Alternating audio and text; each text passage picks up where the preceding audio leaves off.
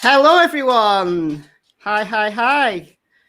Welcome to another live stream. And I am joined this evening with the great Roger Yates. And we've been a while. Hello. Well, you're a long-term animal activist, and I think it's great to have you on the stream. And I think there's been a lot of people looking forward to me and you having a chat. And there's been a lot of people who've said to me, since I've been having guests on my channel, have been saying, when are you going to get Roger Yates on, Michelle? So I think for that reason, I think you can accept the great accolade just for the next hour or so. I think about 9 months ago, I emailed you, I think, inviting you to be on my podcast, and I never got a reply. But I did reply, but it was probably just a long time later. People in who try to contact me on social media realize that I don't check my messages very often. So Facebook and Instagram messages go unread for a long time, quite regularly.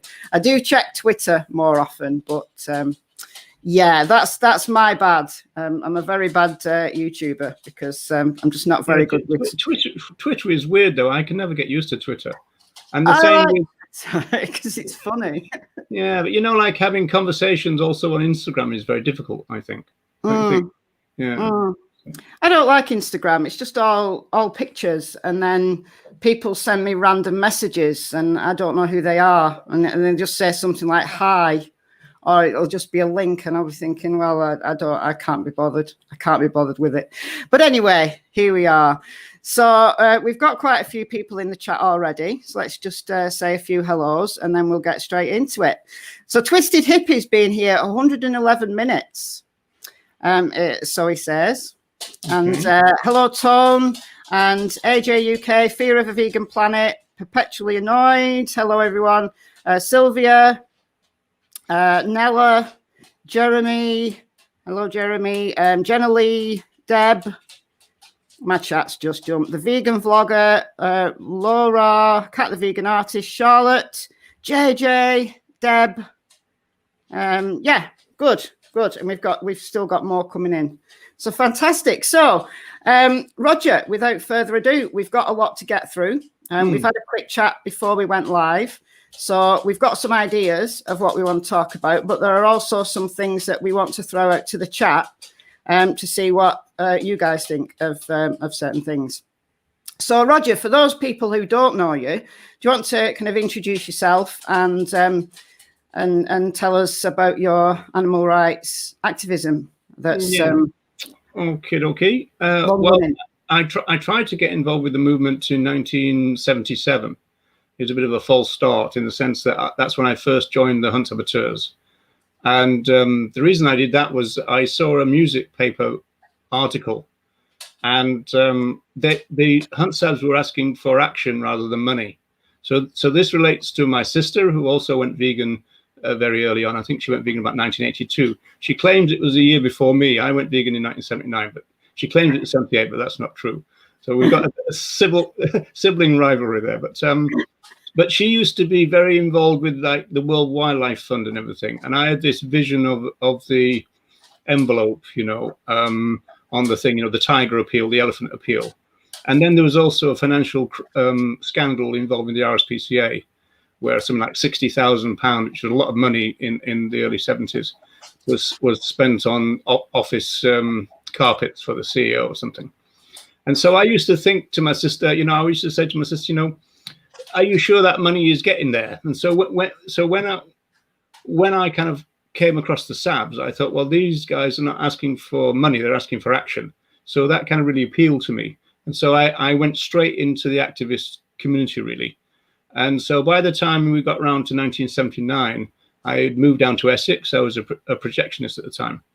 And I got involved with the Romford Hunt Sabs. And I went vegan very quickly. In fact, I didn't go through a vegetarian phase at all. And I was always grateful for that. I know a few people get a bit stuck in the vegetarian thing. And I know you've got an interesting history about that. Because I've been vegan for a long time, but at least you've gone vegan twice, Michelle. Yeah, I have indeed. I have indeed. Yeah. So there's that, and so I got involved with the activist thing very quickly. I ended up in the Orkneys, the Save the Seals, kind of Sea Shepherd thing, and so I was very much grassroots, very much action, and then people might know the name Ronnie Lee. He co-founded the Animal Liberation Front, and he was so busy at the time dealing with the media that he couldn't really cope, and so you needed somebody else. And so I became the Northern Press Officer for the Animal Liberation Front. But I was only there for about 8 months before we all got arrested. And then it was interesting that actually, because I think we were causing so much trouble and causing so much damage that the state decided that they needed to close us down. And it was the press office that they targeted rather than the activists. So they just wanted to kind of cut the head off, if you like. And so Ronnie got 10 years, I got 4 years. And I think I went to about 4 different prisons altogether. And when I got out of that, I went into academia. And luckily, I was able to carry on being a kind of activist. I became like, called like an activist scholar activist.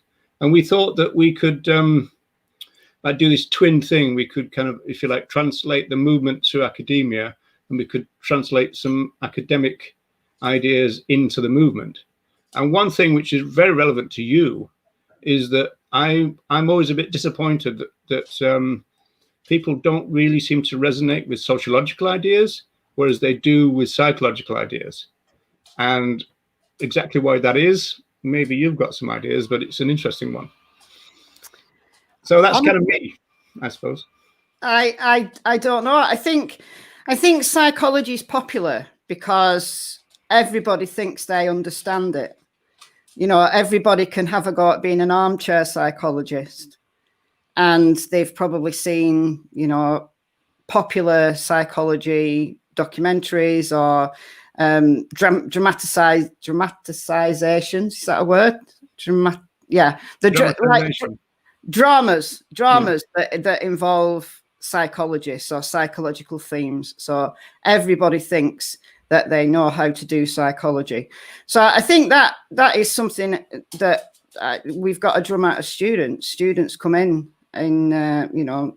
into university wanting to do a psychology degree, and they think psychology is all about catching criminals, and they're going to kind of be some kind of media star. And I don't think sociology has got the same kind of sexiness in the media. So maybe people just don't really understand what sociology is, whereas they think they understand what psychology is. I don't know. It's interesting. I'll tell you what came up in the in one of the private chats for the Animal Rights Show, which I'm involved with a really good team of people. We were talking about what's the precise definition of social psychology. And because I've always argued in the past that there's kind of no such thing as psychology and no such thing as sociology. It's all social psychology in the sense that, people are not isolated individuals. At the same time, the structures of society are made up by the individuals within it. So what's social psychology to you then, Michelle? Social psychology is the study of the individual within their social world. So in a nutshell, how the individual interacts with their environment, with the people around them, how they interact on their own versus in a group, and then everything that comes from that. So a lot of it's about group dynamics. A lot of leakage, isn't it? A lot of leakage between the three disciplines, I suppose. Yeah, there is. And I teach criminological and forensic psychology. So although I'm teaching criminological psychology, I'm teaching a lot of criminology theory. And the criminology theory is kind of seeped from sociology. So we're kind of going backwards and forwards with ideas. So yeah, there definitely is some kind of overlap. There's some elements of psychology that have nothing to do with sociology, and then others that align kind of closely with it. But that's your academic discipline, isn't it? Sociology. And yeah, I did some criminology, funny enough, in undergrad. And right. in fact, my PhD supervisor was a criminologist. Right. So I've done a couple of chapters in the sociology books and stuff, including green criminology, which is an interesting one, kind of crimes against the environment, that kind of idea. Yeah, yeah. And then the idea of street crime versus sweet crime, in other words, corporate crime. The radical and critical criminology. I was really interested in that kind of stuff. Right. So a lot of that leached into my PhD. A funny story, actually. When I first arrived at university, which was just as I got out of prison, in fact, they had to have a meeting. I was 2 weeks late to start in the term because they had to have a meeting to find out if it was too dangerous for me to go. And then they decided to let me in. And so I arrived there, and this guy, Roy King, he used to he's one of the big cheeses of the big vegan cheeses of the criminology department, and he used to shock his first year students by going, "Some of my best friends are lifers," and I thought, so what is new? It wasn't much of a shock for me, so there you go. What was it like, Roger, being in prison as a vegan? Did they feed you okay? Yeah, it was hit and miss sometimes, depending where you were. I've just frozen. I don't know whether... Can you still hear me? Yeah, I can hear you. Yeah, but you have frozen, yeah. Yeah, that's weird. Should I carry on? Yeah, just carry on. There we go. We're back. Oh, yeah, back now. Yeah, it's hit and miss. So some areas are really good. There's one patch for about 2 weeks, I think, at this semi-open I was at called Wymot, and they had some student chefs come in, and the meals were brilliant for that 2 weeks. Often they would like mess it up, and I would often have to go into the kitchens with a screw, just to find out what's happened to the vegan meal, which obviously is always called special diet in those days. You also had to be a member of the Vegan Society, and so the vegans, you had to actually show them the card, and a lot of people were getting nicked in those days, and so we said to the Vegan Society, look, you just dish out the cards and we'll pay you afterwards, and they refused. So we just forged the cards because we just thought, well, we can't have people in prison not being able to show the card, because otherwise they wouldn't get a plant-based diet, But the weird thing is, a lot of prisoners go on the vegetarian diet because it's usually seen as better than the flesh-based diet. And the reason for that is, when I used to get taken to the kitchens, there was all these kind of big trays and piles of flesh on one side and another set on the other side, and the good quality stuff was all held for the screws, and they would often just go out as well with like sacks full of it, as it were. And so there was a bit of a con thing going on. Yeah, and so the cons actually got the worst of the flesh, and so that's why they often went on the veggie diet, because that was seen as better. So it's a really kind of weird thing. But they used to call me Mr. Vegan in prison, and so I found that if you had somebody to vouch for you, because obviously they understood straight away that I wasn't really a con, so they kind of regarded me as a political prisoner, which I kind of was, but obviously the institution couldn't do that, but the other cons did. And so when the new cons used to come down every Friday, and it was really funny, we always think about the idea of a pecking order with chickens, right? Exactly the same thing happened every week at Wymot, because you get these guys walking onto the wing like this, kind of, and they all did this kind of, where am I going to fit in with the pecking order? And you got the kind of people who are kind of running the wing, as it were, and they then kind of had a bit of a, not a fight or anything, but it was there's a bit of tension for the first couple of days until everything settled down into the pecking order. And I remember being in one. I used to get called into one guy's cell, and because he used to fill in the Sun crossword, but he used to get stuck. And so he would go, 4 letters, meaning boat. And I go, ship. And he goes, oh, yeah, that's it. And so he thought I was some kind of genius because I was able to finish the Sun crossword. And so one day I was in his cell and I was sat on his bed and he was on his chair behind a table, and this new guy came in. And of course, all the new guys, they used to come in from a thing called induction. They were always desperate for a fag. And because they used to come to me all the time, you know, have you got a fag? And I say, sorry, mate, I don't smoke. And then they come back 10 minutes later and ask me, and I say, I still don't smoke. But they came into this guy's cell and he had a pile of tobacco on the table, you know. And the guy goes, can you just give me some snout, mate? And the guy looked at him and he said, sorry, mate, I haven't got any. And the guy looked down at this pile of tobacco on the table. And then he looked back up and he goes, just enough for one, mate, just a bit of snout. And he goes, sorry, mate, I've told you I haven't got any. So he looked down again at this pile of tobacco on the table. And I thought it was like watching something out of a Western movie. And I thought, oh, no, it's all going to kick off, right? And I'm going to be like in the middle of it all. And so it was a question of who's going to back down. It was one of these kind of things, you know, alpha male crap, you know. And eventually the new guy just turned and went.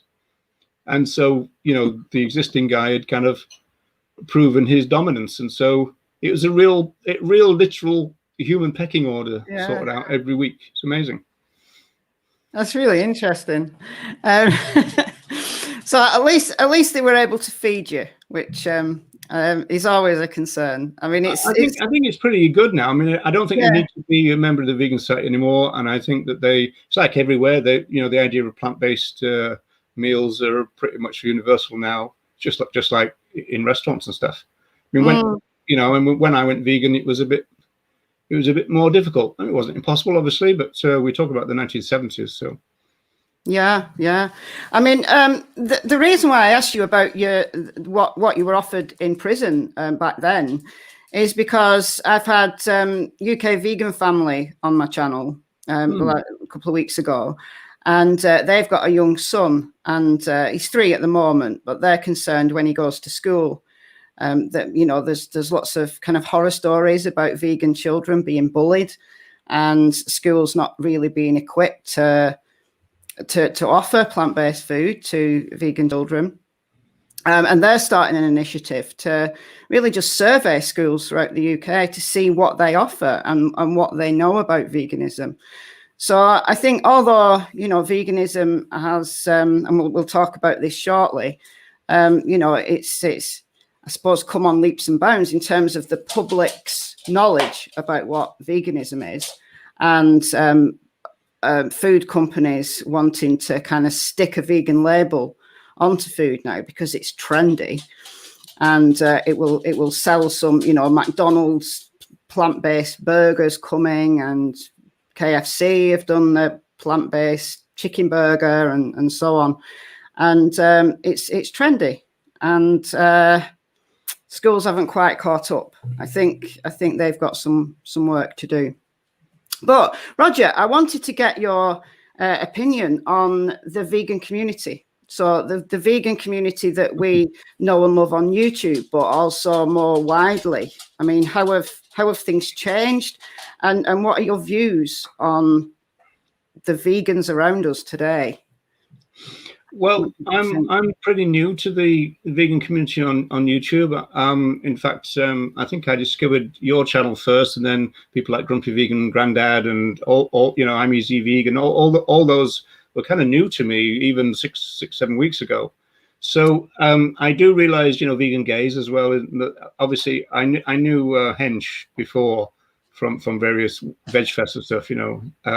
So I kind of knew a couple of people, and what interested me with your one, of course, was your academic slant to it. And so it's interesting. I think there's an interesting kind of community. And, I know that there's just a few people doing like just hangouts now. And I think that's really good because that provides a social place, especially during lockdown, for vegans to meet, and I think it's really good. Vegan Gays seem to do like a 4-hour one, maybe a 5-hour one. Yeah, yeah, 5 hours yesterday.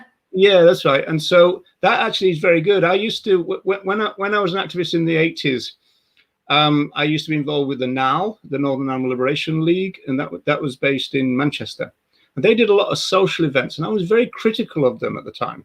And now I realized how important those social events are for group cohesion and all the rest of it. And I was actually wrong, and they were right.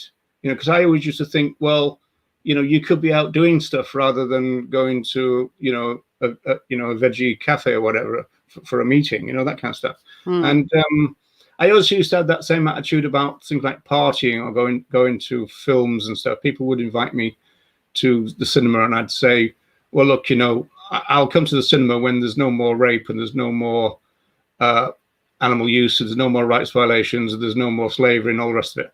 And I said, then we can really enjoy the film, and then we can really enjoy the party, because that used to happen to me all the time. I used to be in a social setting, and something would happen, and it would remind me that we've got a shitty world to sort out, kind of thing. And quite more often than not, it would be some guy does something crap towards some woman, in a pub or a party or something, and it would kind of, oh, here we go again, kind of thing, And so I would kind of feel let down, and I would think, well, there's no point in going until we get the fundamentals sorted out.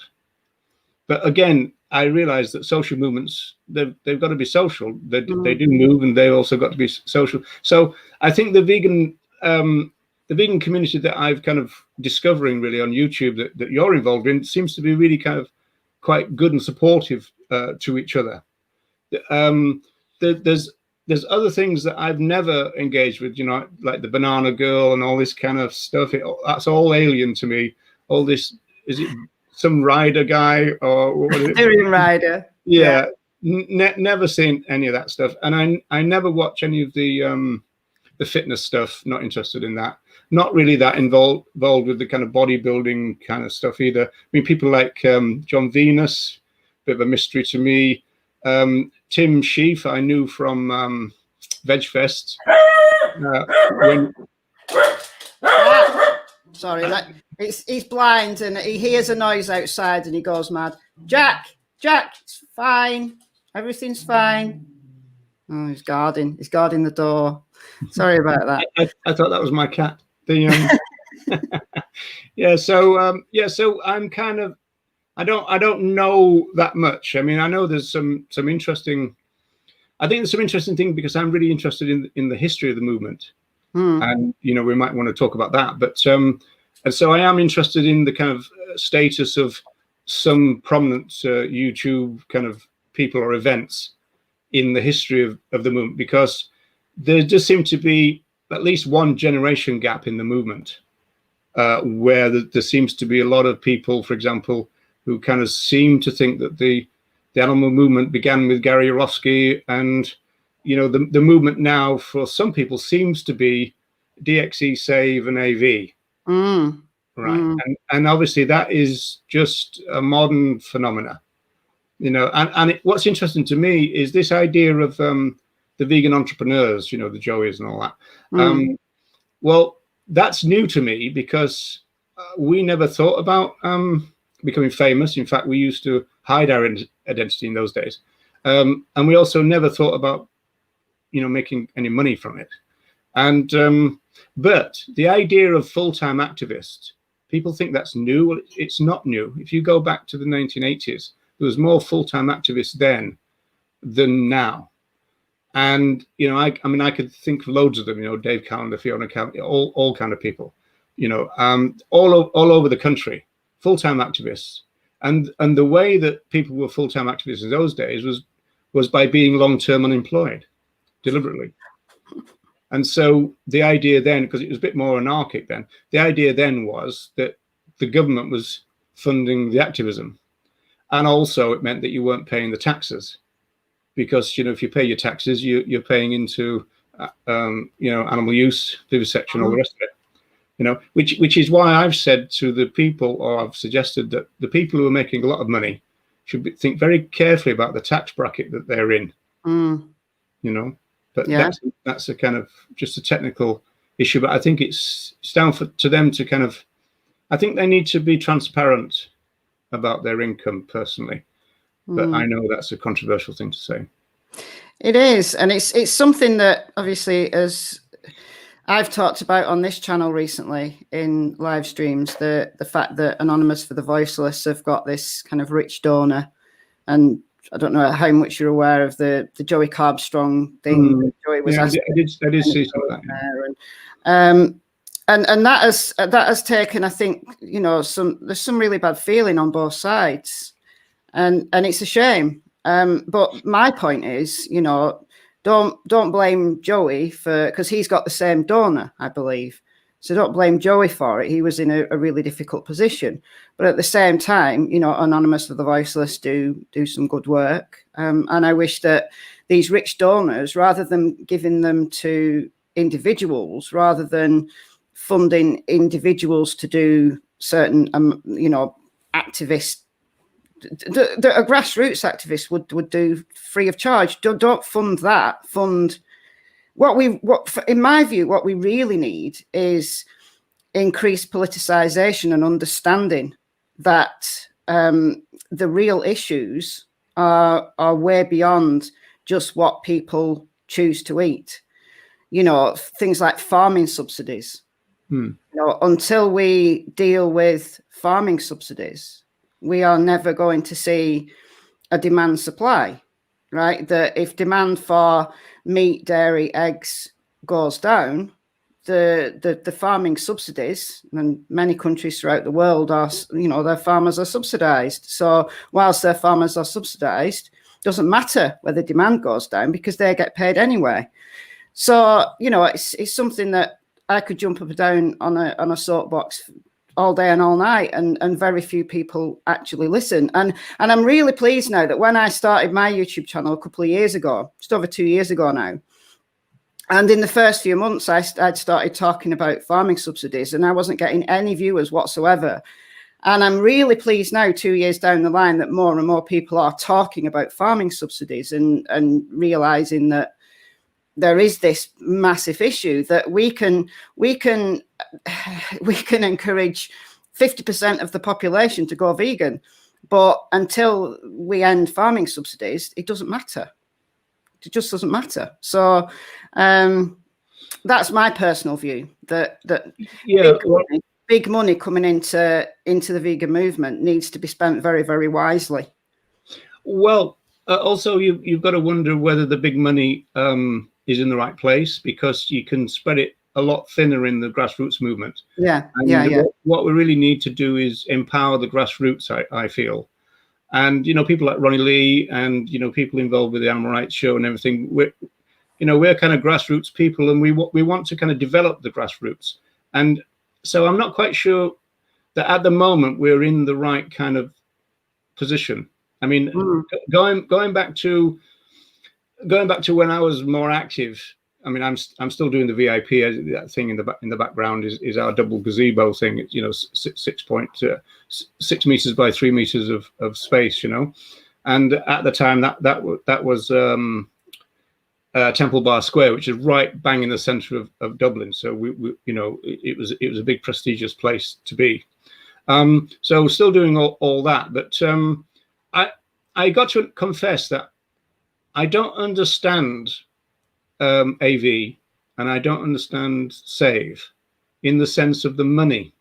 Now, I understand that you get a few people together with laptops and a cube and all that. And I understand that you get a few people together outside a slaughterhouse and you stop the trucks and you take photographs and you put it on social media. I don't understand why that takes millions of dollars at all. And if it is millions of dollars, it should go out to the grassroots. And you get more and more claims that it's not doing that. It's staying at the top of the kind of hierarchy. And that is not revolutionary. So it seemed to be counter-revolutionary to me. And I don't understand. I mean, even more so than AV, save. I mean, why do you need millions of pounds to encourage people to get outside a slaughterhouse and take photographs? See, I don't understand it. So it's really interesting. And whenever I contact people who are involved in, say, AV organizing, well, they say, well, we actually bought everything ourselves, and we do everything ourselves. But then you get all these kind of rules and regulations and stuff, which again is not very counter-revolutionary from my point of view. I'd be more kind of anarchic, kind of like, well, this is what some people do, this is what other people do. Do what you want, stand in a bleeding circle if you want. You don't have to be, you don't have to follow these weird rules, and that seems to me to be a bit odd. But at the same time, I was told by somebody in Dublin a couple of years ago now, when AV started there, that there's a lot of people who like wearing the uniform and they like being told what to do. Now, I can understand the psychology of that. But, that's not very revolutionary, in the sense that what we need to do is empower these people to become activists in their own right, rather than followers. So we don't need this creation of leaders and followers, or prime movers and followers, like we'd say in sociology. We need everybody to become a prime mover themselves and to be kind of activists, activated. And of course, they can do then whatever they want, pressure campaigns, cubes. And also, of course, they could do that. You could go to the Save one thing, and then you go to a AV cube. I mean, you're just going to have to get people organized in your area. I mean, I've been told that I'm quite lucky in Dublin, because there's loads of groups doing loads of things. And so, if you want to, you could probably go to something every day of the week. And look, I think London's the same. Yeah. But this is what we need to create everywhere. And so if there is money in the movement, and clearly there is, it needs to be everywhere and not in these power centers. So we don't want it in individuals. We don't want it in individual groups and organizations, whether they're national groups like your Animal Aids and your Vivas and all that. All those could just go, because this is the age of the internet. And so we could do it ourselves. In fact, most of the good material that is being produced in the movement is nothing to do with these big structures. It's to do with people getting out there with the smartphones and putting together. It's not hard to put together a video nowadays. No, it used to be really hard just to do leaflets in my day. You used to have to you remember Letraset and all that kind of stuff, right? It used to be all that. Whereas now you can just wham, bam, there it is. Yeah. And so it's so easy, and we've now got a global instant communication system called the internet. There's no need for these structures, these power structures. And so we've got like a power elite in the movement. And it seems weird to me that we've replicated that system over and over again, and we still have it now. With a lot of powerful people who get a lot of money, or they get paid, kind of careerists of the movement, and the grassroots, as usual, gets neglected. And yet the grassroots is always the backbone of the movement. So I think we need to figure out a way of changing that. I completely agree with you that the big money is being soaked up into some kind of cipher or funnel, and then it doesn't get spread. Like you say, we need to be much more equitable. If there is big money in the movement, then where is this big money? And a little bit for more people, I think, would be very, very helpful. But it winds me up, because if you're not a part of AV or Save, then you're not a real vegan activist. That's what I've heard that so many times, that you either have got to be invested in AV and do their events, or Save, or both. And I've been and stood outside slaughterhouses on my own, just to bear witness to the animals, right? Why does that require, like you say, why does that require millions of pounds? It cost me the money of a bus ticket. That was it, right? So I could have got a few people together with some banners and gone and done a Save event, exactly the same as what Save is doing, at the local slaughterhouse, a few miles from here. It's not quite local, but yeah, why do we need lots of money in that movement? And AV, I don't know whether you saw it, the David Rams live stream a couple of weeks ago with Paul and Asal from AV. And I saw bits of it. Yeah, I watched it and it was interesting, and it kind of covered some questions that I had, but I was left with more questions than answers, really. In that, well, if they're employing a social media team and they're employing 20 odd people, well, how much are these people getting paid, and why so many of them when we can do it anyway? So I think we're definitely on the same page there. So what I'd like to see is a much more diverse kind of grassroots, really being inventive and more creative in what they do. And I think that everybody should play to their strengths. Not everybody can be Joey Carbstrong, and why would we want everybody to be Joey Carbstrong? That everybody can play to their strengths, and if you're good at social media, if you're good at talking to people, do it your way. And if there are other people who want to join you in a particular endeavor, then go and do that. It takes very little organization really these days. Because of social media. It's a conundrum, isn't it? I mean, like, you go back to this idea, oh well, you're not a real activist and everything, but the Hunt Saboteurs could say that if you're not out running around in the field, you're not a real activist. The ALF could have said that. If you haven't got a balaclava on and you're smashing into things, you're not a real activist. So where do you want to go there? Sea Shepherd could say it. So this kind of playing to your strengths is crucial. But more than that, what we really need to do is enable people to realize that not only can they play to their strengths, but they can actually fulfill their aspirations. Because I've lost count, Michelle, honestly, the number of meetings I've been in where people have said, it'd be great to do this, and wouldn't it be wonderful to do that? And you then start kind of, snowballing, and all the ideas come flowing through and everything, like a focus group. And then they go, oh yeah, but we can't afford it, right? And that's because, I mean, somebody said in the comments, why would you get rid of Animal Aid and Viva? It's because in the age of the internet, you don't need these structures which draw money in. And like, for example, I'm based in Dublin, in Ireland, Republic of Ireland, and Viva and Animal Aid are bound to have some Irish members. And all that means to me is that their subs are flying over us, and landing in Kent and London or wherever they're based nowadays. And you're thinking, well, that could have done with staying around here, because, I mean, like, Dublin is really active, but other areas of the Republic are not. But we could activate them if we had a bit more of that funding. It doesn't need for there to be power centres, be it PETA and Animal Aid, Viva, all the national groups you can think of, Mercy for Animals, all these kind of groups in the age of the internet, because there's nothing that they can do that we can't do just as good.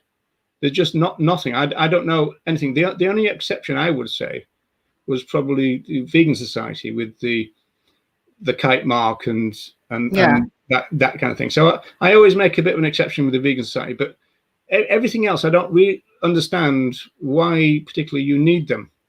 And if there's money in the movement, as we said, let's spread it around, get it going, in communities. I mean, Ronnie Lee's got a great idea that, you need Veg Fest, but you need, kind of meetings in country halls, and you need vegan fairs all over the place, all the time, all over the place. Now, we could do that if the structure was different, but we've got this structure that, well, if you join this movement, you support some famous people, or you give money to some structures, and then you go on a cube or go on a save every now and again, and that's you done, kind of thing. That's the problem. That's the problem, that people think, and I'm really not knocking like the Save movement and AV. I'm not knocking them. Please don't get me wrong. People in the chat, that if you're involved in those movements at a grassroots level, then and that's working for you and that's your activism, then fine. But why can't we be more creative? We can't just think that those are the ways to do activism. I mean, frankly, you know, how many animals are those movements saving? And yes, of course, you are going to, you know, you're going to get some, you know, photographs from pigs and chickens and so on trucks, and you can post those on social media, and you can use those. You can use those in, you know, whatever way you want to. But, you know, standing around in a cube, right? Yeah, you're going to meet some people on the street. You might get into some interesting conversations. A small proportion of those, it might plant a seed, and that seed might grow at some point in the future. All of those things are fine, but we need it everywhere, and we need it all the time. And just doing it something every other weekend, right? And that makes you feel better. Who are you doing it for? Are you doing it for you to make you feel better, or are you doing it for the animals? And I would suggest the former. And I would say, please don't stop doing it, because you are possibly planting some seeds. But what more? What more can we do as a movement? You know, and you mentioned Freely, Enduring Rider, and so on. And I found vegan YouTube in 2016 when there was a whole lot of drama going on between Freely, Enduring Rider, and a whole kind of lots of kind of plant-based, young, attractive influencers. We're all jumping on the plane to Chiang Mai and going having a fruit festival and cycling up to the top of a mountain. And they thought that was activism. They thought that was what veganism was all about. And when I found this, you know, someone who's slightly older and slightly more, you know, kind of slightly more common sense, thinking, is this what vegan activism is these days? Is this what the kids are doing? Do they think that's vegan activism? You know, they don't. I remember the animal rights movement. I'm a tad younger than you, Roger, but I remember I remember the animal rights movement. I remember the ALF being in the news. I remember watching it on the 10 o'clock news as a teenager, thinking, yes, go. And my dad's going, all these people doing horrible things. But yeah, that was real activism for me. That was what I remembered real activism to be, not cycling up a mountain. You know, and I've kind of coined the term vegan 2.0. And what I mean by that is vegan YouTube 2.0. That what we have now, as you rightly said, we've got a nice community developing amongst mainly UK vegans, you know, vegan gays, I'm Easy Vegan, UK Vegan Family, etc., Grumpy Vegan Grandad, etc., with some honourable, you know, American inclusions as well. Rebecca Brooks, for example, she's great. And we're helping each other. We're collaborating with each other. We're trying to, you know, encourage people to do their own thing, you know, like UK Vegan Families initiative about, well, let's get veganism into schools. Let's get nurseries and schools talking about veganism. You know, that there are vegan kids in nurseries, in schools all over the world. And, you know, they're doing their bit in the UK. So that initiative's kind of almost ready to roll out now. And you know, they've got a landing page, they've got the social media stuff set up so that once the information goes out to schools, then, you know, the schools can have a look and see who this group is and who's involved, etc. I'm Easy Vegan has developed a vegan mentoring scheme called the Vegan Switch. You know, these are things that just normal people with everyday lives and jobs are doing because they're seeing it lacking. They're seeing it that there's a need for this. Well, why can there not be lots of other types of creativity? That's activism. That's true activism for me in this day and age. You know, totally agree. It's just a question of empowering that. Yeah, and, yeah, yeah. and also where needed funding that. I mean, like apart from the VIP, I kind of volunteer with a group called Vigo, which is run out of Back into Daylight Animal Sanctuary, Vegan Animal Sanctuary. So we've got a brilliant title, Back into Daylight. But that's kind of run by the owner of the sanctuary. And Vigo started about 7 years ago now, with him just appearing on the street and saying on Facebook, "I'm going to be on the street." And I think in the second week, one other person arrived. And now, physically, geographically, he's probably got the biggest grassroots vegan event in the world now. I mean, it's absolutely massive. You know, it actually takes over an entire area of the frontage of a bank. You know, all the railings, the bank doors and everything. It's absolutely huge. You know, it takes you 45 seconds to walk past it. It's so massive, you know. And that was all kind of initiative of somebody going, well, this is lacking, as you said. So what do we do? And now, of course, you can just go on Facebook and say, I got this idea, who wants to kind of help, and all get together that way. I mean, we've got a communication system second to none now. You know, I mean, like we're probably talking to people, you know, in several parts of the world. You know, I mean, it's the first generation that's been able to do that. You know. Yeah, I think my viewership, I've got about 30% UK, 30% US, Canada, Australia, Ireland, and then Germany, Sweden, and then a smattering everywhere else. But we've got Vegan King, who's doing activism over in India. We've got people. We have literally just on my little channel, you know, who comment regularly on my little channel. We literally have people all over the world communicating with each other. So it's about not being told what to do. Stop waiting for people to tell you what to do. Yeah. And if you see a gap, well, what can you do? If you've identified that gap, so obviously, can you fill it? Do you know someone who can? How can you ask for help? All of those possibilities are there. And we need to kind of use the community such that it is to empower each other and to support each other. But let's move gear a little bit and talk about carnism. So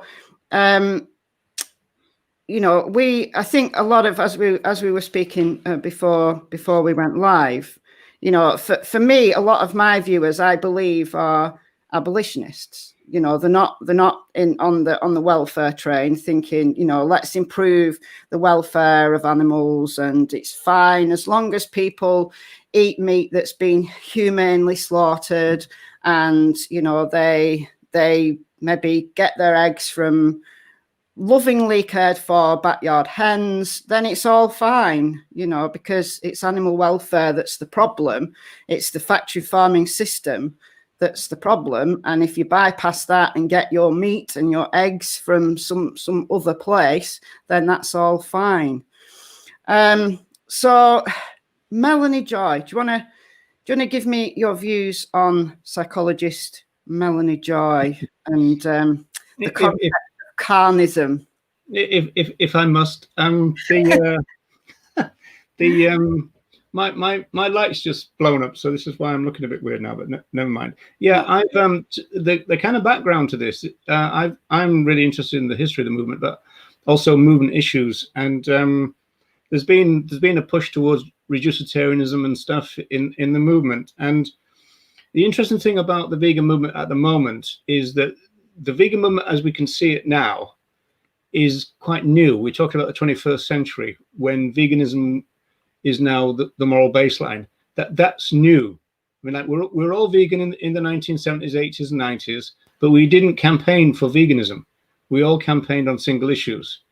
And I did hundreds of radio shows, quite a few TV things in the 80s. And I don't remember answering any questions about veganism because it never came up.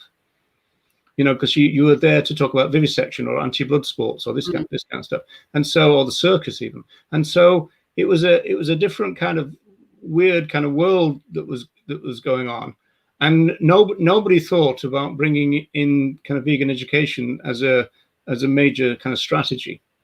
And so I've always been interested in why at the moment this concept of carnism, which is a vegetarian idea, is so popular in the vegan movement. So this is Melanie Joy's book. If you see that there, whoops! I think you disappear. You go in and out of reality when you. I did that before, didn't I? Let me see if I can get rid of this green screen, which is obviously not working. How's that? Okay. There we go. We can see it. Yeah. So this is Melanie Joy's book, and on page 131. She notes that it's possible to procure eggs and dairy without violence. And so Melanie Joy acts as a kind of enabler for people like Tobias Leonhardt, who goes under the name of the vegan strategist. And Leonhardt used to run the Belgian Vegetarian Society. She's married to the guy who runs the German Vegetarian Society. So it's all kind of vegetarian based. And to the extent that the vegan strategist argues that we ought to reduce the entry cost to the vegan movement. And so he says, if you eat fishes, if you eat eggs, then you're still a vegan. And so basically what this idea is doing is trying to redefine veganism to make it vegetarianism in order to get more vegans. Okay, that's the strategy, you know. And so I've never really understood why vegan activists and abolitionists and all that, they seem to like the carnism word. I think part of it, I think, on a psychological level, I think, this is just speculation, obviously, is I think that it contains a bit of a slur, you know, it's a little bit kind of, you're a carnist, rather than, you know, if you say, well, you're a speciesist, that's not the same. It sounds too academic, perhaps. So you're a carnist, I think, has that punch to it, and I think that might be the reason, but I don't know for sure. Yeah, it's interesting because I was using the word carnist before it twigged with me that it was Melanie Joy that coined the term carnist. I'd been kind of aware of Melanie Joy, obviously, before I started my YouTube channel. I'd read some of her publications, and she's done some good work, like, you know, co-authoring some journal articles and things, and the term carnism I was using without realizing, you know, that it was the same carnism that Melanie Joy talked about. And I assumed that it was being used by people on YouTube as a slur, that it was just a shorthand way of saying carnivore diet, someone on the carnivore diet. And that's why I've used carnist and carnism as, as not as a descriptor in any neutral sense, but as one to put people down with. But yeah, I mean, the use of language is interesting, and I've just seen kind of a comment flash by saying, oh, I didn't know that about Melanie Joy. And I do know that I've got some kind of fans of Melanie Joy, that I say fans, but supporters, people who like Melanie Joy, who watch my channel, who I know are abolitionist. And Melanie is very much, like I say, she's very much a welfarist. I mean, she's vegan herself, I believe, but believes that for us to have a vegan world in the future, the only way to do that really is to recruit people who are not actually vegan. You know, that reducing your animal product consumption, and by it's a little bit worse than that, though. Whether it's backyard hens or whatever, but. It's a little bit worse than that, in the sense that through things like pro-veg, going back to the veganism as a scare word type idea, but through that they do things like workshops which you pay to go to, and essentially the argument there is that the best thing for vegans to do is not be vegan. And so, for example, Leonard would come up with all these kind of ideas. But they would say to vegan activists, it's usually fairly new vegan activists who turn up at these workshops, and they say, well, look, if you were given a lot of money to eat a steak, would you do it? And they encourage the vegans to say that they would, on the grounds that then they could use the money then for vegan activism. So there's all these kind of like ways of suggesting that the best way to promote veganism is for people not to be vegan. And the reason for that is that they've got this two-stage idea that we're in a pre-vegan stage, and then in 20, 30 years' time, there might come a time when there's a vegan stage when you can openly talk about veganism. Until then, don't talk about veganism too much, don't talk about animal rights, and don't talk about speciesism, because that's too academic. And so there's this kind of idea that we need to, it's a little bit based on sales psychology, like, the foot in the door technique, these kind of ideas, right? And so it's the idea of it's basically almost like, from the abolitionist point of view, the abolitionists say, well, look, let's just tell them what our values are. Let's articulate our values and be honest with people about what we want. Whereas this strategy is kind of, well, a little bit like a politician, you kind of hide certain things and then you're kind of slowly going to reveal it, And so, well, maybe we can get 50% of people on a mainly plant-based diet, and then maybe we can get 50% to a 60%, So it's a strategy that has got some internal consistency, I think. It's just that it's not a vegan thing.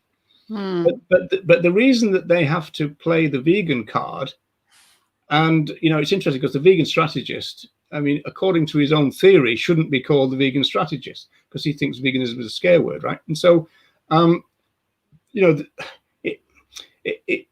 it's all just a kind of a bit weird. But the reason that they've got to play the vegan card is because they used to do all the kind of conference circuit, and of course all the conferences now are run by vegans. So you couldn't be called a vegetarian tactician and get away with it. So you've got to have at least a vegan name. So there's a lot of kind of internal politics going on, but essentially it's a less than vegan idea. And I've always said, well, look, if you think about the population of reducitarians, vegetarians, vegans, the vegan group are the smallest.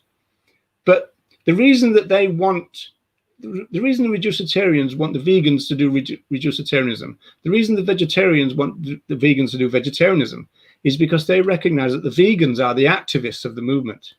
You don't really get vegetarian activists, and you certainly don't get reducitarian activists. And so they want the vegans to do the lesser than vegan work.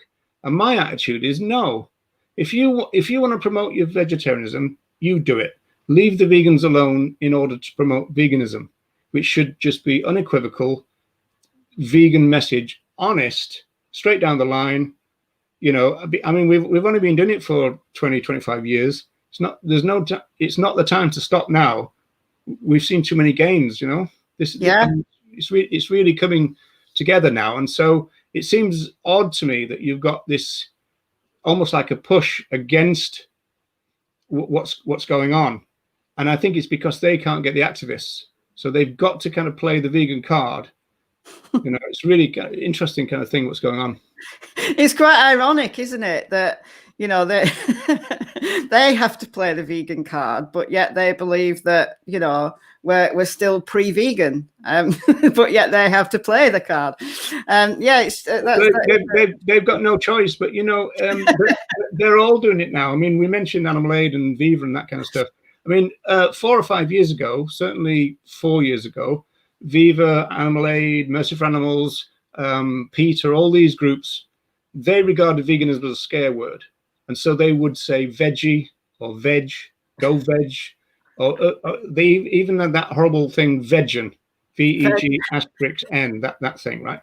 And so they were all too scared to go vegan. And it was the grassroots that proved them wrong.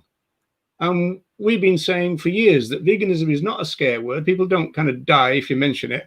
People don't get shot if you mention it. And people are kind of vegan curious nowadays.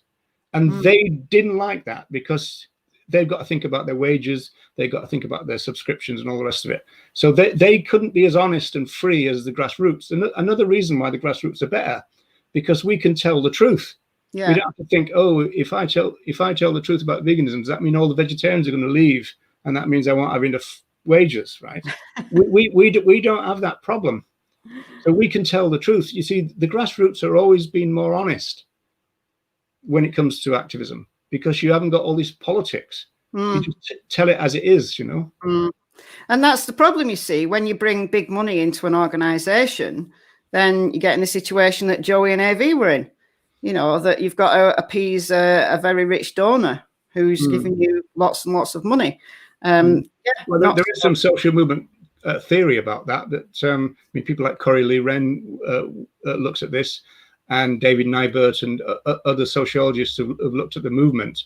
And basically, when a movement becomes professional and become careerists, and they get offices and they get wages and all that, there's a big push to moderate. You know, and you know, the classic example in the literature of social movement theory is Greenpeace International. You know, we used to be very radical, and then they're now like a multinational corporation. The nearest to that in the animal movement is PETA. PETA used to be very radical, and now it's just a multi-million-pound pile of rubbish, as far as I'm concerned, because it's too sexist and racist and all the rest of it. And so, again, you know, but they're holding millions of pounds and dollars of money again. You know, it's all being concentrated into this power elite, these power centers in the movement, and we at the grassroots, we kind of let them, or you know, and we often support them. We give their leaflets out, we promote their videos and all that kind of stuff.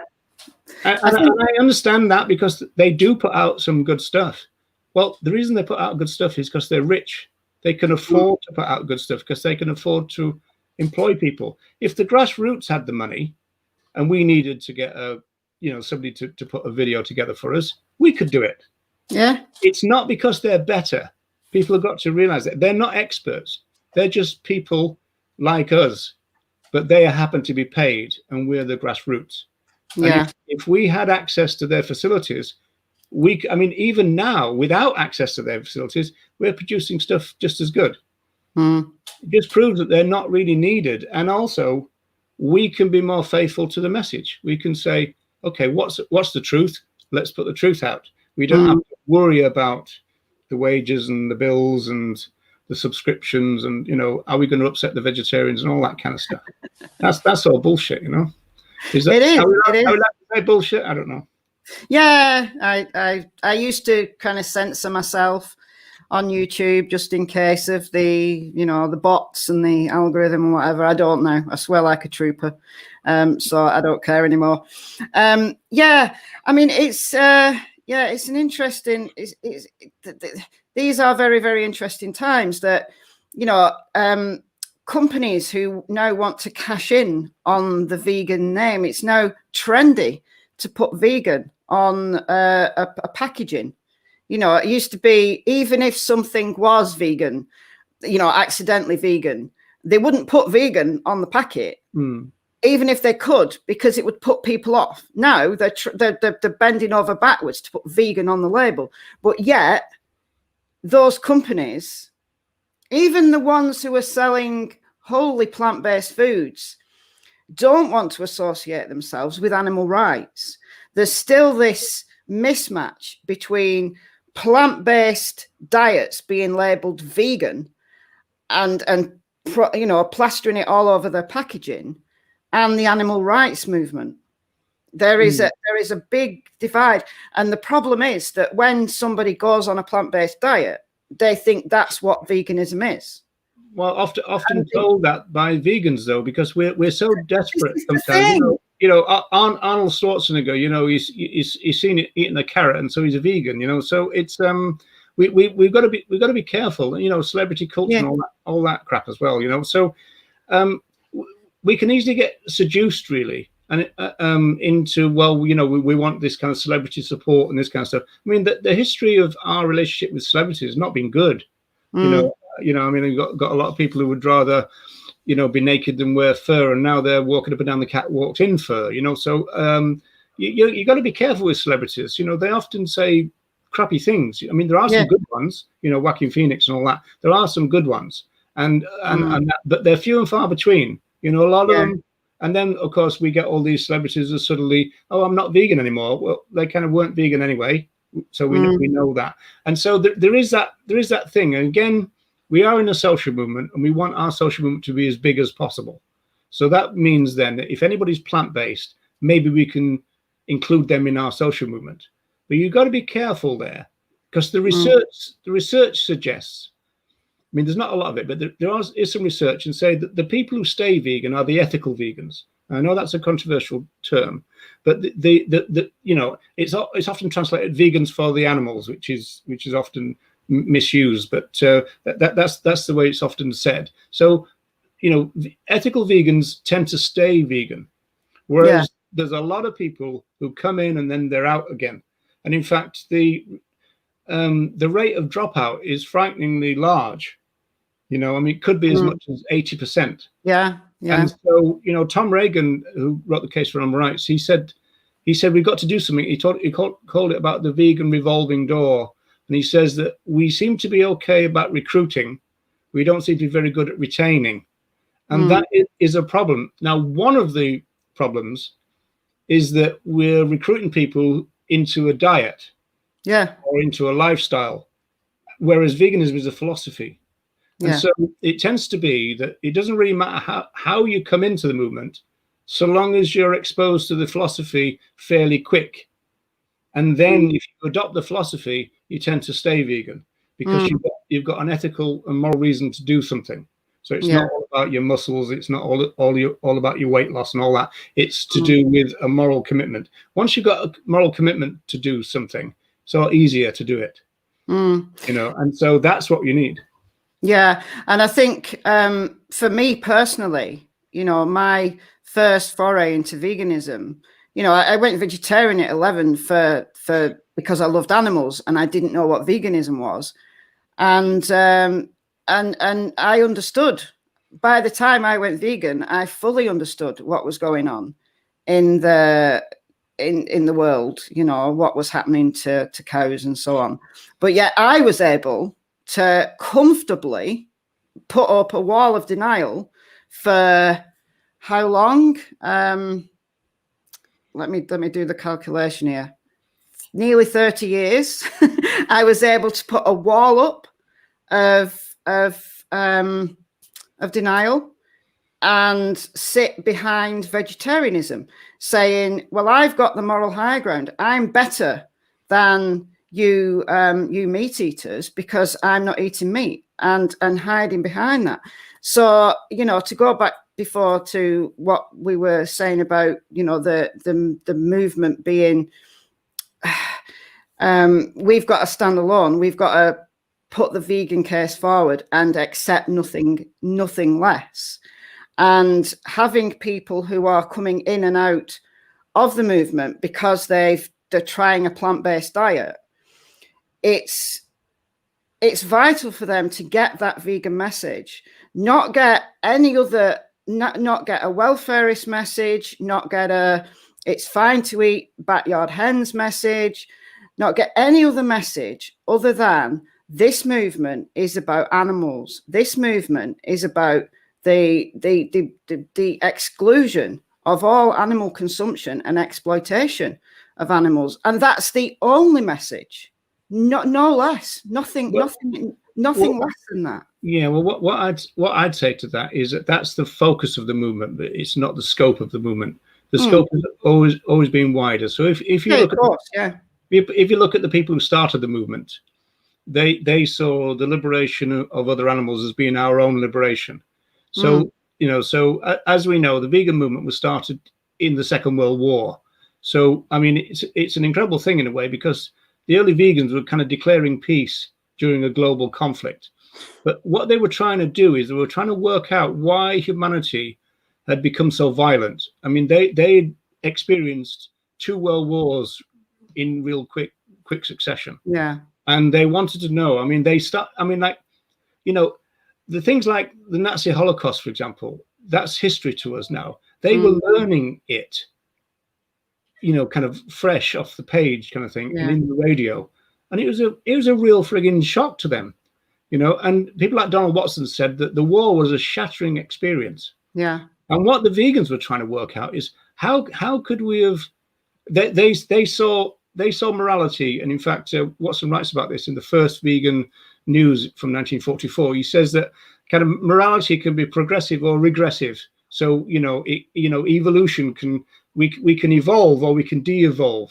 And they thought that the world wars had proven that, humanity had almost like gone into some form of barbarity, and that we'd become more and more violent. Now, obviously, historically, we can argue about all that, but that's what they thought.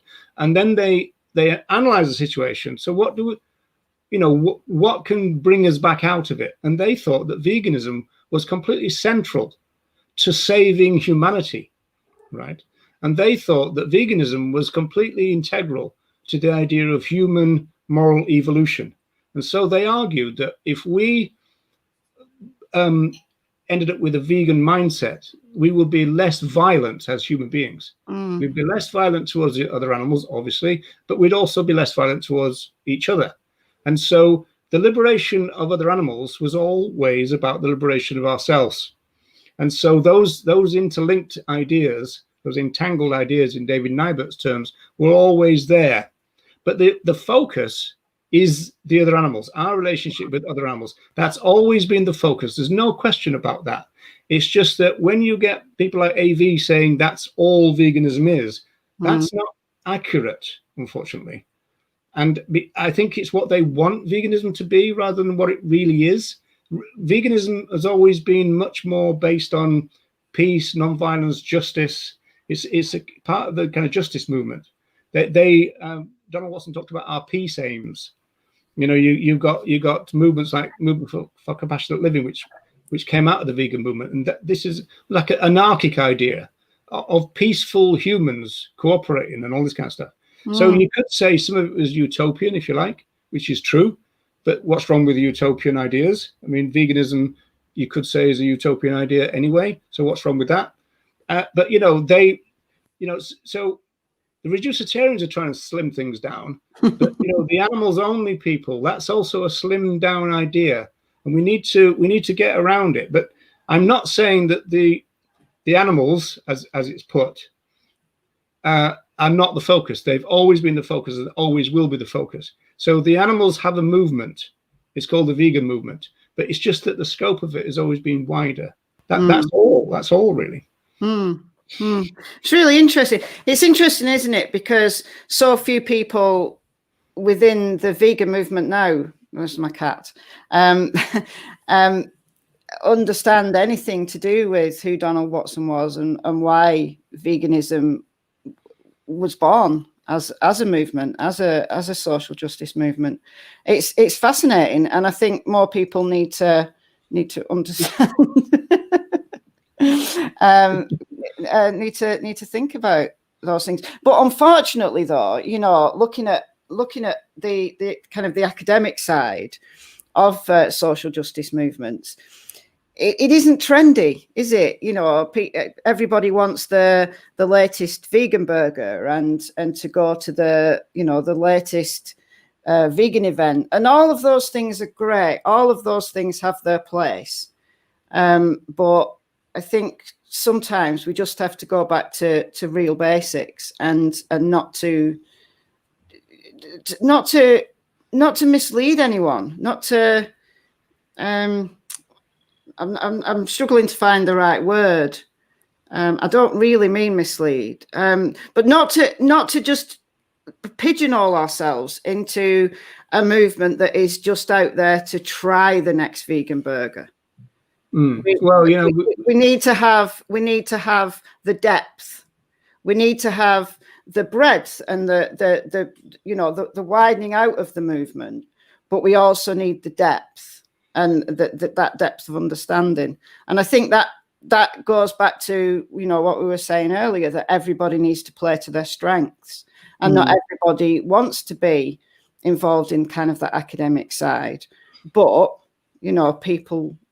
people who do. I think it's something to do with, I think it's something to do with knowing your own history. It's a little bit. Yeah. I always say it's a little bit like people enter the Marxist movement. Say, let's just assume there's a Marxist movement, and they come in and go, "Well, I don't give a fuck about this guy called Marx. Marxism to me means X, Y, and Z." And you think, hang on a second, you've just entered the Marxist movement here. Well, there are some people who do that with veganism. They enter the vegan movement. They don't find anything out about the history, or they reject the history, and then they go, well, veganism is X, Y, and Z. Now, social movements move, and that's part of the name. So that means that the ideas within a social movement will evolve. There's no problem with that. But if you want to make a case for a evolution of the movement in terms of its values, aspirations, the way it would articulate its thing, claims making, all that kind of stuff, you need to make the case in the same way as like the neo-Marxists made the case to move away from Marxism, but they understood what Marxism was in order to make the case for neo-Marxism.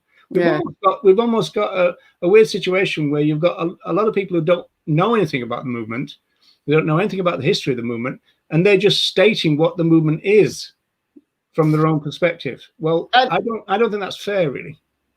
And I think that this is an issue that, going back to kind of the vegan celebrities and the vegan influencers who are getting paid to influence people, what are they actually influencing them for? It's to sell a brand or to sell a product. And I'm not saying, of course, that those influencers, not all of them at least, don't understand veganism. They're not there for, they're not there just to sell a brand. It would concern me a lot if they were.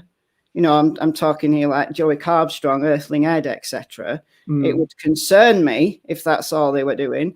But they're somewhat compromised in that. There's a disconnect. I find myself feeling disconnected from it's like there's cliques. It's like there's not veganism doesn't have an identity. It doesn't have a strong enough identity that people are using the word vegan to mean something that it doesn't. And I think we're losing our identity.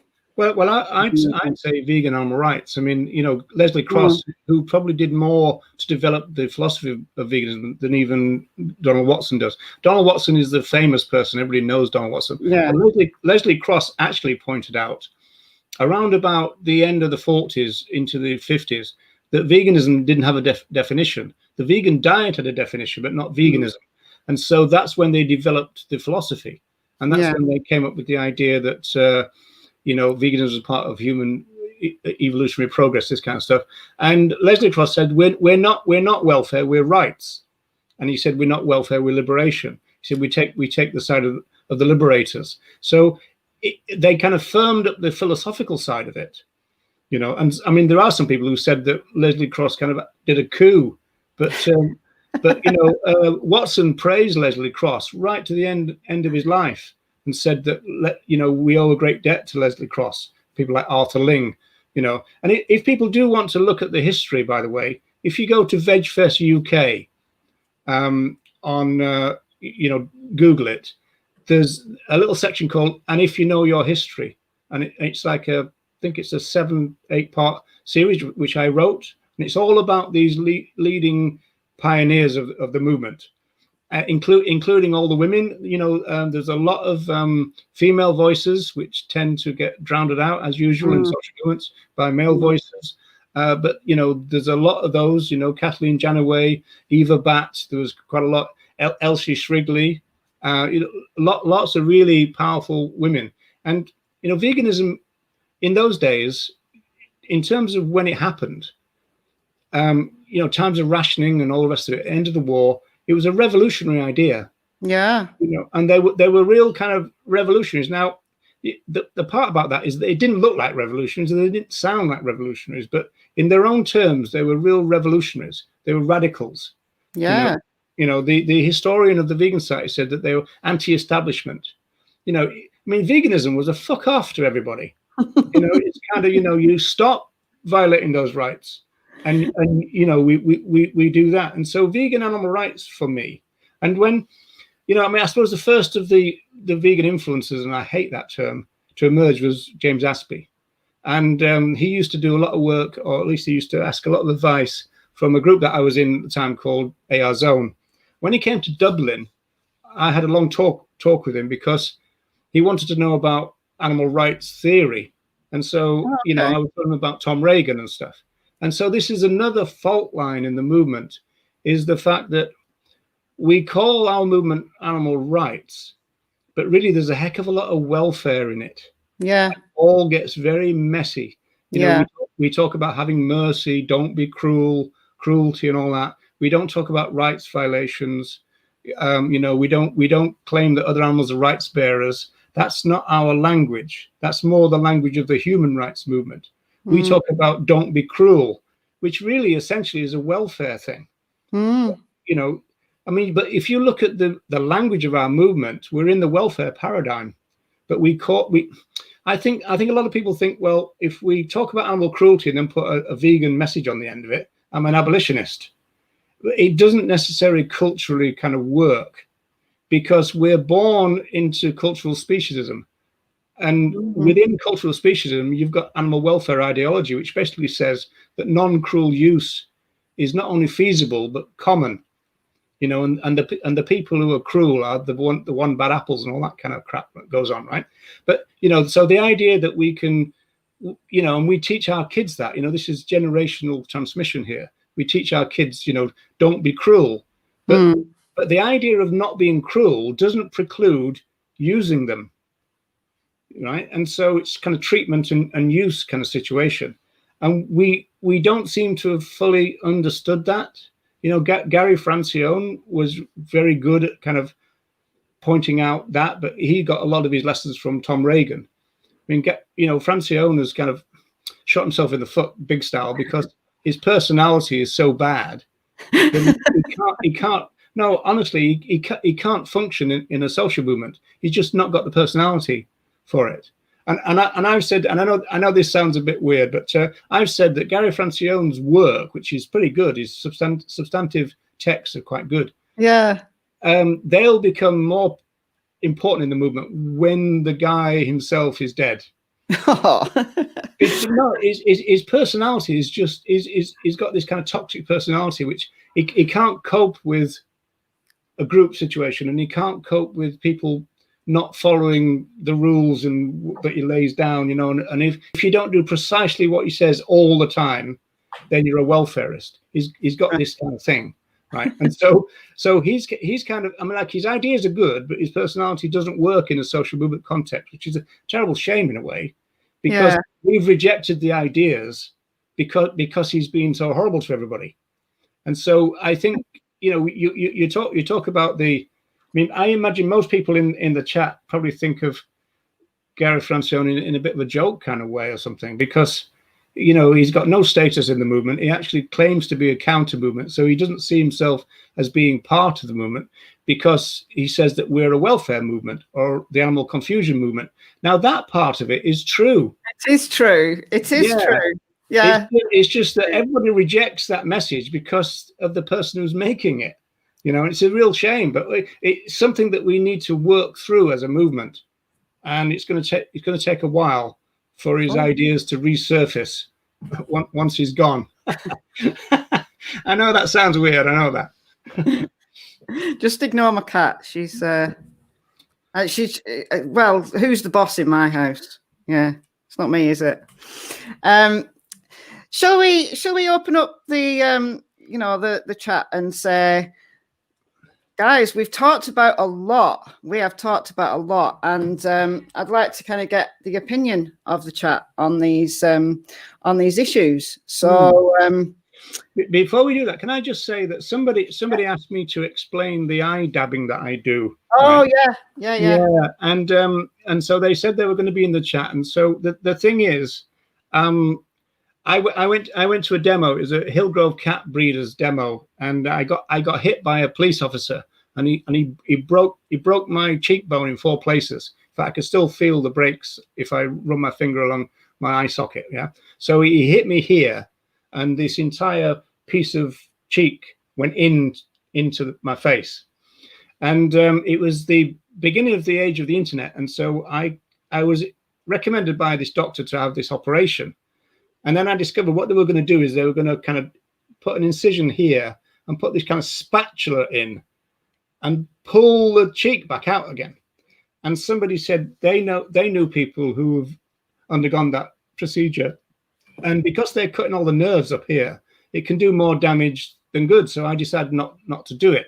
So the surgeon said to me, "Well, you either have the operation or you're going to have a bit of a caved-in face." So I said, "Well, I think I can go with a caved-in face." I think so it is a bit on this side. It is a little bit caved in, but it's kind of come out over the years. But ever since then, it's affected my nasal situation and my eyes. So my tear ducts and that have been. So ever since then, I mean, we're talking about the 90s. My eyes have always been runny. If I've got a bright light on me, or if I'm out in the cold, the wintertime is terrible. I've always got to have a big wad of tissue, so it always looks like I'm crying, but I'm not. It's just that I've got this problem, which was caused by the activist days. You see, it was caused by veganism. It was caused by yeah. Oh yeah, paid the price. Yeah, got 2 divorces because of veganism. Yeah, so. Oh, I don't know whether you're aware of the channel Vegan Deterioration, but she'd have a field day. I saw your video. Yeah. She'd have a field day with it. Oh my God. Right, guys, have you got any questions for Roger? There's been a lot of long posts in the chat, and I've been keeping an eye on them, but I've been concentrating so much on the discussion. Come on, folks, you know that Michelle says this every time. I've been keeping up, but I've missed them, and you can't be bothered to scroll back, so people have got to redo them, haven't they? That's what it is. No, I will scroll back. The problem with scrolling back is when a new post comes on, then it jumps back, and it frustrates me. But we will go a little bit up.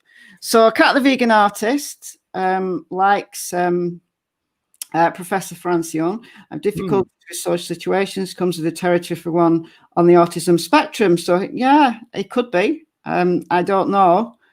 I don't think so. I know Francione really well. We worked together quite a lot. We were kind of buddies at one point, as it were. But I don't think it's that. I am experienced with being close to people with autism, and I don't think it's that. It's probably more to do with narcissism, probably, if you're looking for a label.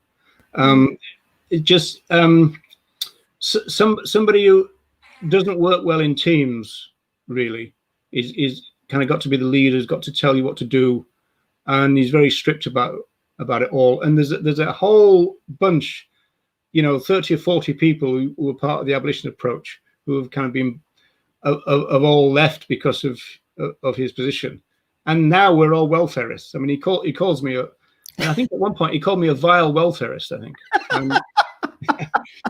And he said that my group VIP was a welfareist organization. But that's just his default position, that everybody is welfare. Because some of his analysis is very dated. He still thinks that people are outside fur shops in leather jackets and wool and that, which doesn't happen nowadays. So some of his analysis is a bit kind of dated, but he kind of sticks to it, And then the single issue stuff, and I mean, the really interesting thing, because he does think that you can abolitionize single issues, but then he says that, well, you shouldn't do it because I'm the only one who could do it properly, so you shouldn't do it. So it's that kind of ego thing which gets in the way, because he thinks that we could, say, do a circus demo, and that would fit into the abolitionist approach. And so the way I think about it is instead of thinking of single issue campaigns, you think of single issue events. And they're fine because they fit into your abolitionist thing. So I call it abolitionization of a single issue event, and that's fine. And even Francione says that so you can do your circus protest, your rodeo protest within the abolitionist thing, but then he says that really he's the only one who could do it properly, so you shouldn't do it. Yeah. Oh, that's funny. But I mean, I mean, when I was working with him, I quite liked him. He's a very charming guy when you meet him. It's just he's impossible to work with. It's really difficult. You're making Gary sound like a charismatic leader. Oh, he is to some people. He's got a lot of people who are very loyal to him, and they would also call me a vile welfarist. So they are. Chris Hines, hi Chris. So one thing I do like about GF, though, is he talks about the pet trade, which is how I found him. It's an area a lot of people look over. A lot of people do look over the pet trade, which is a shame. And again, it's about not the movement not having an identity. That it'll always come back to that for me, that there's huge disconnects within the movement. I think so. You mean things like animal companions or pets and backyard hens riding horses? I read that to be kind of like breeders, like people who breed dogs and cats and so on as a business for profit, and then they sell them, and then those animals end up in shelters, and then the animals already in shelters get put down to make way for the new animals that have just been sent from people who bought a dog or a cat from a breeder, who after 6 months, when it loses its cuteness, that poor little creature goes to the shelter. Yeah, well, Gary Francione's always said that there's nobody in the world who likes and appreciates dogs as much as he does. But if it was up to him, and there's only 2 left who as it were, wanted to breed, he would prevent that, which is interesting, really, because I mean that's a nuanced thing. You could have an argument about that. Spay and neuter, is that a rights violation? Because on the face of it, it is, which is quite an interesting thing. We're kind of forced to be utilitarians sometimes, and even if you don't want to be, Yeah, I mean, this cat, she's spayed. When she came to live with me, she wasn't spayed, and she had kittens. She was pregnant and had kittens. So there we go. If my Tasha hadn't been spayed at that point, she'd have carried on having kittens for the rest of her life, and she's nearly 15 now. So I don't know how long cats are fertile, but 5 kittens every 6 months. So is it a rights violation? Possibly. Well, Chris is saying yes, it's the lesser of 2 evils. Well, yeah, that's what we're saying. Yeah, I mean, you're kind of forced into it. You don't. But I mean, one interesting thing about that is that often you'll get people coming up, fresh consumers, and people come up and they almost like say, what are you going to do about X, Y, and Z, right? And it's kind of like, what are you vegans going to do about a problem that you had nothing to do with, you didn't create, I created it, but you've got to come up with a solution. And you think, oh, thanks very much, mate. Nothing to do with me. Yeah, and they think they've got you. That gotcha moment that no one has ever thought of. It's like crop deaths is one that the carnivore diet crowd throw at us all the time, that you're not an ethical vegan because you eat lettuce, or you eat bread, or you eat, and it's like, well, all right, what do you suggest that we eat then? And then they'll come back with, well, you could live on 1 cow a year. Right, a cow has enough meat on her bones to feed a person for a whole year. So it's like, well, are you living on that 1 cow? And no, I'm not. But I'm saying you could. Well, why don't you then? And they don't. It's ridiculous. They don't have an answer, and it's just these stupid things that are thrown out to us. And used to happen in the. Yeah, I mean, I started doing street work in the 1980s. We used to have this big stand in Liverpool at the time, And we used to get a common thing, which is people come up and go, you shouldn't be doing this, you should be helping the humans. And I'd always go, well, I'm really interested in human rights. Have you got a petition? Have you got anything to show me? I've got a leaflet to give me. And they go, no, I haven't. And I go, well, what are you on about then? So what you're basically saying is that you're not doing anything, but you're then complaining that I'm doing the wrong thing. But there's some interesting sociology to that, in the sense that there is like a social category in people's minds of demonstrator or protester. And they think, well, I'm not a protester, I'm not a demonstrator, so that's nothing to do with me. You're one of those, so I can comment on whether you're doing it right, which is why often you get people coming past a demonstration and they shout two things. They shout, get a life and get a job, right? Because they're kind of internalizing this idea that there is a social category called protester, which of course is not true. But that's what they think. It kind of absolves them of having to do anything. But then they can still complain about the ones who are doing something, because I think they're doing it wrong. Yeah, you're doing veganism wrong because you're protesting about the wrong issue. Oh dear me. That is very true, Chris. But back to the dog thing. Pugs, for example, of a ton of chronic issues, is it ethical to continue? No, I'm afraid there's no ethics behind the dog breeds that are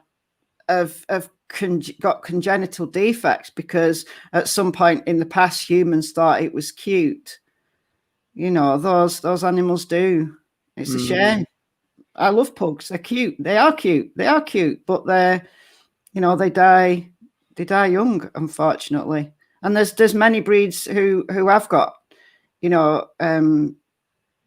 inbuilt genetic problems because they were inbred. They were inbred in the days when that breed standard was being developed. They've been bred like my Jack. He's gone blind because that's a congenital defect that unfortunately And the ones with the round eyes, they often drop out and stuff, don't they? But that issue brings up a movement issue, which a lot of the public don't understand, because they kind of go, hang on a minute, are you saying that if you had your own way and there was a vegan world, there would be some other animals which wouldn't exist?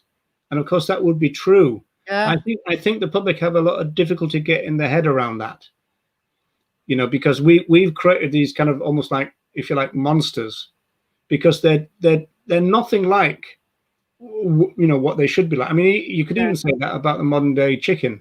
But I think they're viable. There's an animal expert called Harold Brown who used to be a beef farmer and now he's a vegan expert, and he says there's certain types of livestock who probably would be viable to live as free living beings, but there's going to be others that can't, and probably some of the ones who can't are these massive pigs that are bred now. I remember breaking into a research center years and years ago, a Bibby's thing, and we were looking at the breeding sows. They're absolutely huge. They were laid on the side. It was when they were bringing in that kind of system. They're absolutely massive. And you're thinking, well, they probably wouldn't really, they weren't very agile. They probably got arthritis, because let's face it, the farming community, they only kind of keep them healthy up until, if they manage to do that, up until slaughter time. So, and as we know, all these he-men who are eating their meat and all that, they're eating babies and adolescents, and so that's all the job of the animal farmers have to do, is keep them viable as a stock unit up until slaughter time. And then so when you rescue them, I remember an ALF rescued pig who the activist called Rasher, of all things, and Rasher got ill one time, and they called out an agricultural vet, and they said, "What's the matter with Rasher?" And the guy said, "I don't know." And he said, "Well, why not?" And he said, "Well, I've never seen a pig this old before." And so, and how old was poor Rasher? Like 3 or? Yeah. I mean, relatively young, but the vet had never seen a pig that old before. So there you go. That is insane, isn't it? Yeah, I think cows would be viable in the wild, and some breeds of chicken would be viable in the wild. Sheep would do well, because sheep have largely. I know there are some kind of factory farming operations. Canada, for example, is trialing factory farming, but it's not factory farming as in keeping them in tiny stalls. It's keeping them in barns. So more like the way cows are kept in winter in the UK. So sheep would do fine. But yeah, there wouldn't be a need for those animals, would there? If people didn't eat them, there would be no need for them. So yeah, we definitely see the eradication of some animals. So vegans are trying to create less animals, and that can be thrown against us. Well, of course, we're creating a heck of a lot more space for free living beings. I mean, there you go. Exactly. Yeah. I mean, what is it? There's only 4% of. I mean, of all the mammals in the world now, there's only 4% of a free living, and so we've actually. I mean, like we kind of behave like occupiers on planet Earth. We've come and we've kind of wiped. I mean, we've kind of created some kind of genocide where we're trying to eradicate every other species apart from the ones that we want to either gawp at, have as living ornaments, or have as food or research models and everything else. So we've been totally ruthless, in our exploitation, and we've violated rights left, right, and centre. And there's hardly any of them left. It's a bit like looking at forests. I mean, I live in Ireland. I mean, Ireland used to be one big forest, and now you just got little clumps of trees, And so, we've been pretty ruthless when it comes to it. We've got this kind of instrumental functionalist view of the world. And one of the things we've got to change as vegans is that instrumentality of our values. That, I used to do a course on critical theory, and we used to talk about instrumental reason. The idea of looking at others as a resource rather than for their own value and this kind of stuff. Well, we do that with each other and the rest of the world. Yeah, and it's such a terrible kind of violent response to it. We've got to get ourselves out of that mindset. Yeah, the Donald Trump mindset, that kind of crap. And again, it's a level of depth that the vast majority of vegans, unfortunately, don't go there. We're getting the breadth, but we're not getting the depth. And this is just a perfect example. A vegan fashion influencer just got a longer dachshund. What's that? £2,500 plus. Needs a special poof to get onto the sofa because his spine is so long and weak, potentially snap. She has 650,000. Oh my God. Yes, indeed. I love dachshunds. They're beautiful. Lovely little dogs. There was a question. Is that more subs than you've got, Michelle? Just a few, just a handful. Just a handful. I think you've got about 3 times the amount I've got, so you're doing all right. I've got a good question here. We are going to wrap up soon because we've been on nearly 2 hours, and my battery is on 17%. So got probably about 10 minutes before I just disappear completely. So let's make this the final question. What do you think of introducing species such as wolves back into the wild? Yeah, this is the rewilding issue, and it's very complex. So you got people like Mark Beekoff, who actually writes for Psychology Today. I don't know if you're familiar with Mark Beekoff. I've heard the name, yeah. Yeah, I did a podcast with him a couple of years ago, and rewilding will be quite a difficult process. Unfortunately, human interference in the free living world has never been very good or successful. So it's a little bit like you've got a strand in the vegan movement who talk about wild animal suffering. I was going to bring that up next. Yeah, this is kind of negative utilitarianism. David Pearce kind of saying this idea. I mean, Pearce says that we should use our godlike powers to micromanage every square meter of the planet. And you're thinking, well, we can't even control, the urban centers, let alone that, So the idea that that is a feasible thing, especially now. I mean, obviously, it's an interesting thing because in some senses, animal rights theory doesn't address that issue. And of course, that's what it's criticized for. But, animal rights theory is about humans. It's about what we do and what our values are. And so the rights that other animals have creates duties in us because we're moral agents, not in moral patients, and so there's a distinction to be made there.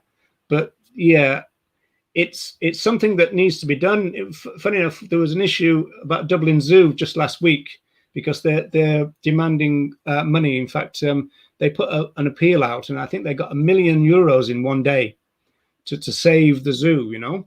Now zoos see themselves as conservationists and all that, but the problem is we destroy the habitat all the time. Okay. And so we're destroying the other animals' homes. And then where do they go to? And then how long does it take? How many generations does it take to get to a situation where we could rewild them? And what state is that population then with all the interbreeding and all that goes on? Because the gene pool, even if you take all the zoos together, is fairly small, right? So, zoos, safari parks and all that kind of stuff. It's a huge logistical problem to rewild. And as I said, we don't have a good record of it. In fact, you could think of it this way. Most of the knowledge that we've ever had about other animals is how to kill them and exploit them. Until recently, when you've got things like cognitive ethology, which is looking at other animals for their own sake. And now we're starting to find remarkable things about other animals that we never knew and we never expected. Yeah. Well, the idea that they've got a proto-morality, the idea that they will save each other. And some species will save individuals from other species, which all the behaviorists would say was impossible. This goes against the kind of imperative for survival and all this stuff.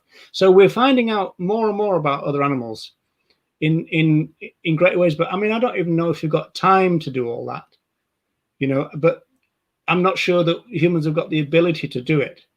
First of all, I think we've got the mindset where we're going to want to be able to do it.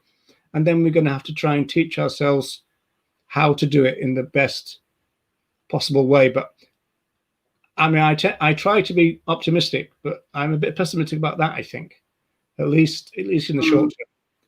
But then again, with the environmental crisis, how long do we have even,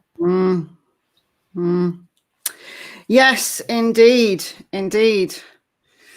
So, guys, I'm on 13% now. So I'm constantly watching my. Is this you or your computer? Well, me, I'm on less than 13%, I think.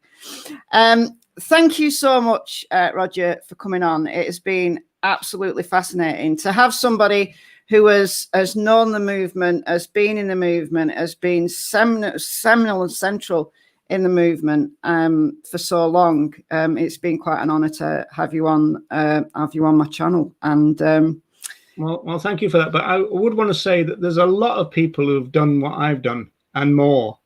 I'm not used to pushing myself forward. I'm quite shy, even though I kind of do this and I've been a lecturer and all that. But then again, you see, I can talk to a group of 500 students a lot easier than, a little group of 3 or 4 people.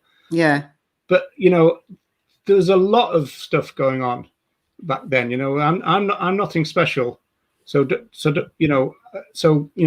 for all the nice things you've said, but there's lots of people like that, but that's what we want to encourage. Yeah. Everybody to be the best that they can be, as you said yourself a couple of times. Exactly. So on that note, I'll let you go, Roger. I'm just going to stay on literally for 2 minutes, just to say what's coming up next on the channel. And we've got an animal rights show on Sunday, folks. 5 o'clock. That's 5 p.m. Yeah, I've got that in my brain now. Okay. If people stream at a regular time every week, I can get it in my head. So I shall be watching that on Friday at 5. So thank you so much. Sunday at 5.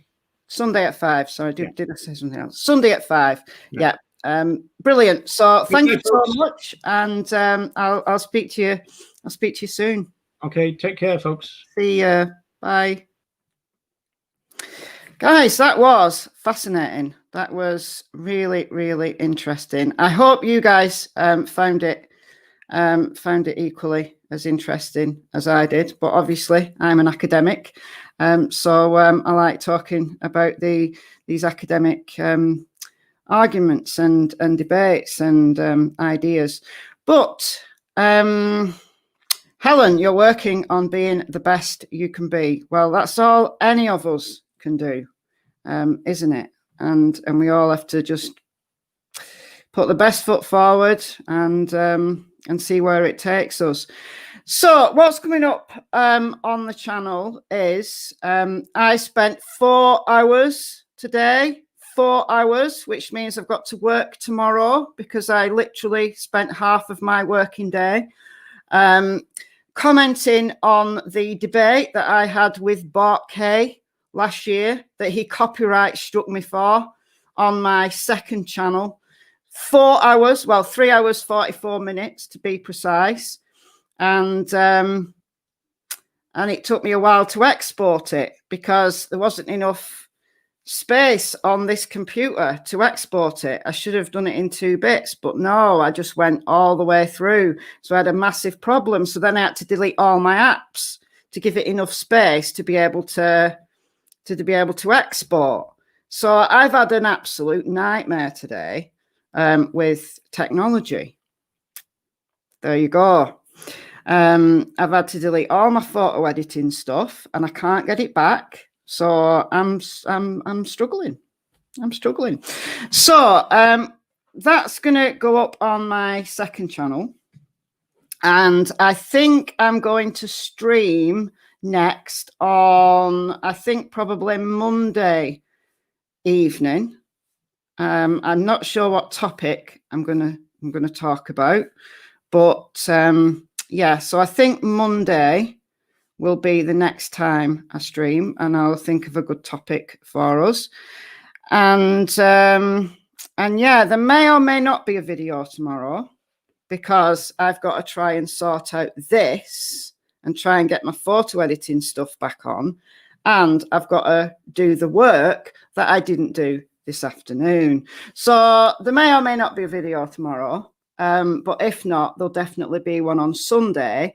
And you can go and watch the 3-hour, 44-minute debate with me commenting on myself over on my second channel. And given the state of my internet being really bad, it's going to take me literally all night to upload it. It's 19 gigs. How is it 19 gigs? That's why I didn't have enough space to export it off this computer. 19 gigs. It's going to take me all night to upload the thing. So I do hope that you bloody well watch it. You can watch it on double speed. You can do it right. You can watch it in intervals. You can play it in the background when you're doing your washing up or whatever. Yeah, 19 gigs. Yeah. Baz, 19. I'm sure it's lied to me. And I exported it on like low resolution. I don't get it. I don't get how it's so big, but apparently that's how big it is. But there we go. But I am really going to have to go because my battery's now red, which means it's going to go any second. So thank you so much for tuning in, everyone. And thanks once again to Roger. And yeah. Can you break it into smaller videos? I can't because I've deleted my editing software. Right, this is the thing, right? I use iMovie, which is free. Right, I'm going to say this fast because if I just disappear, then this is, I'm not being rude. It's just the battery's gone. Right, look. Right, I use iMovie, which is free with Apple products. But I had to delete it to free up space, because it's like takes up like 2 gigs on the thing. So I thought, right, I'll delete that. I delete SPSS, which is my stats thing. I deleted a photo editing program that I actually bought, like to edit photos, which I actually bought. And I thought, it's fine. I can just re-upload them from the App Store. So I can't, can I? Because they've upgraded iMovie, which right, it's there in the App Store and it's free, but I can't now have it on this computer because I'm on like version 10.13 and this needs 10.15.6. Right, so I tried to download 10.156 and it won't let me have that, because I don't have 10.15, and yet 10.15 is not available to download. So my brain has gone. So now I've got my son's old computer, because he's got the previous version of this, right? Which no longer works. Like the trackpad doesn't work, some of the keys don't work. And I said, no, we'll keep that as a spare. Don't sell it. We'll keep that one as a spare, because you'll get hardly any money for it, because it's like a bit bashed up, because it's a teenage boy's had it, right? So I've had to get that out, right, to hopefully be able to edit. So what I could do is see whether that computer will handle the 19 gig file, and then I can split it up into smaller videos. And my brain has been fried this afternoon. 4 hours with Bart K, and then that. So there you go. So it was very pleasant to spend a couple of hours with Roger and you guys. Baz, no, I do not need a PC. I do not need Microsoft in my life. I have to endure Microsoft at work. I do not have to endure it at home. I'm sorry. Tasha's agreeing with me. Tasha's in my video. Tasha spent about half an hour bugging me in my video. Didn't you, Tash? Didn't you? Anyway, I've got to go, guys. I've really got to go. So thank you for tuning in. Thank you once again to Roger. Thanks for the mods and everybody who's doing stuff. I don't think we've had any trolls. I think this was far too serious a conversation for the trolls to even bother with this. You know, we're like using words that were, you know, bigger than one syllable. So, you know, anyway, I'm out of here. Bye, folks.